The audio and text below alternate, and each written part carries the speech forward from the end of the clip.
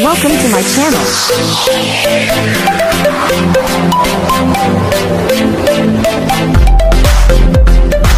Hello everyone! Welcome back again to my channel. So mga kasukay, mga kalingap, eto magbigay lang tayo ng opinion dito sa ini-announce ni Kuya Bal, tapos sa prank, mga kasukay, mga kalingap, no? Kung in-announce ni Kuya Bal na etong si Rowel ay ihiwalay sa kalingap, prank lang po yun, mga kasukay, mga kalingap, no? Lahat tayo ay na-prank ni Kuya Bal. At syempre, itong si Rowel of Malalad is hindi naman siya yung agad-agad na nag-live, unlike nung mga iba na pag may mga ganyan na announcement ay mag-live ka agad. Pero si Rowel, alam nyo naman, ano yan, yung pinagnilay-nilayan niya. Syempre, piniem niya si Kuya Bal, mga kasukay, mga kalingap. Kung totoo ba ito, bakit nag-announce syempre ng ganun na ihiwalay ang sila Rowel sa kalingap, no, mga kasukay. Marami tayong nabasa ng mga comments, merong pabor, merong hindi pabor, merong mga nambabas. So mga kasukay, iba-iba yung opinion ng bawat isa, no. Iba-iba, bawat tao ay may kanya-kanya opinion sa yung pag-a-announce ni Kuya Bal. Merong nambabas dyan kay Kuya Bal, merong mga hindi magandang sinasabi, meron din naman pabor, meron din naman na bakit ganun, no? Bakit bigla-bigla, no? So, ayun nga, mga kasukay, mga kalingap, it's a prank lang po, no? Prank lang po yan. Siyempre, si Rowel naman ay hindi naman yan basta-basta magsasalita. Siyempre, aalamin niya muna kung ano ba yung reason bakit siya ihiwalay o isi-separate sa kalingap, mga kasukay, mga kalingap. Kaya, marami yung nagulat dito sa biglaang announcement na yan ni Kuya Bal, no? May nabanggit nga si Kuya Bal na yung bago mag-New Year, tinawagan siya ni Kuya Awi na sinabihan, nagalit daw sa kanya kasi nga, sinabihan niya na, hello mga kalangga. Sabi niya, hindi ako kalangga, ako ay kalingap, no? Hindi pwedeng humiwalay si Rowel sa kalingap dahil, alam naman natin, mga kasuki, na si Rowel ay kalingap, no? Hindi siya yung basta-basta maniniwala, or syempre alamin niya muna yung ano ba, yung dahilan, ano yung reason ni Kuya Bal, bakit ganon yung announcement, no?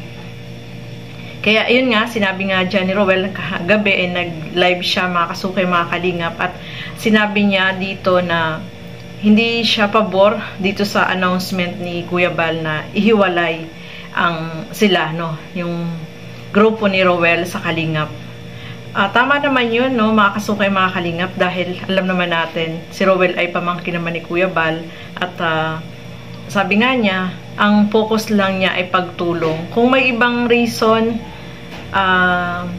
sabihin lang sa kanya, no? Pero, ang ano niya talaga is hindi siya hihiwalay sa kalingap, mga kasukay, mga kalingap. At sobrang, ano si Rowel, no? Yung sincere siya dun sa mga sinasabi niya dyan, mga kasukay. Panoorin niyo po yung kanyang live, mga kasukay, mga kalingap, sa mga hindi nakapanood dito kay Rowel.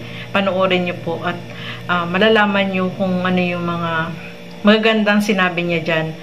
At yung plano nila na yung pumunta sa mga landing pad ay meron na talaga silang plano, hindi lang natuloy. Pero ngayong 2024 is yun na ang plano nila na magpunta sila sa mga landing pad. Meron tayong landing pad sa Davao, sa Gumaca, meron din sa Pilar, Sorsogon, no, mga kasukay, mga kalingap. Kaya yun yung plano nila na bumisita, syempre doon tumulong para naman hindi lang dyan sa Daet, para yung ibang lugar ay marami din yung napapaabutan ng tulong.